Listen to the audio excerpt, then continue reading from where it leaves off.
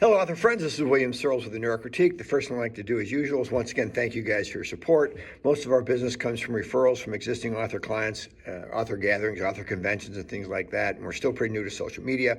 And I can't tell you how much I appreciate you guys following our page, watching our video, liking the videos, commenting on them, and sharing them.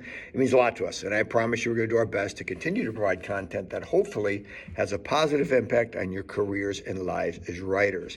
What do I talk about today? We get a lot of emails, and even with some of our newer clients, they are asking questions about characters in their manuscript. How many should I have? What should I make these characters do? What should they do? And I just want to do a quick summary real quick, just some things to think about, particularly for your newer authors, and some of this can be a refresher for some of you more experienced authors. Right out of the gate, obviously, you have your protagonist. That's a he or a she that has a goal, that they experience obstacles that they must overcome to reach that goal. And in doing that, they have got to make a change to overcome those obstacles. No one wants to talk about or read about the same character throughout the entire story.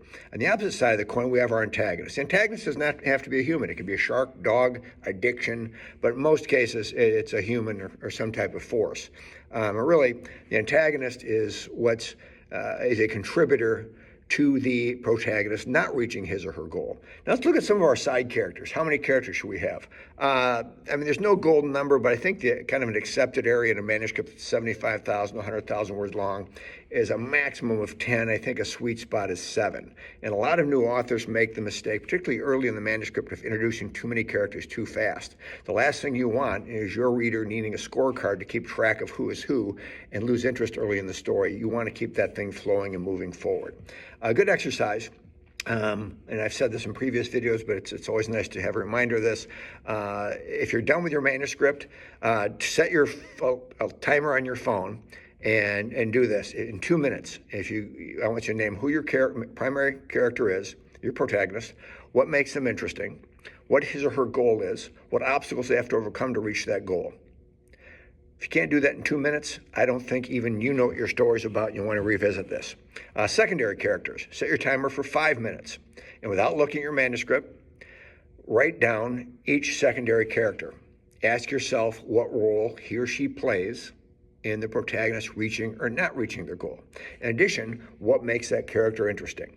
If you can't do that in 5 minutes, you got a problem. If you got a character that, if you forget one of your book characters in those 5 minutes, get rid of them because they're not even important enough for you, let alone for your reader. And don't be afraid to combine characters. Now let's talk about what makes characters interesting. When it comes to making characters interesting, we're not reinventing the wheel here. Think about the people in your own life.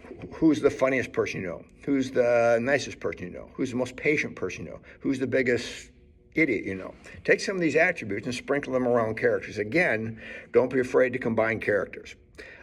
Stop by theneurocritique.com, say hello, click on some tabs. If you enjoyed the video, please follow us. Happy writing and have a wonderful day.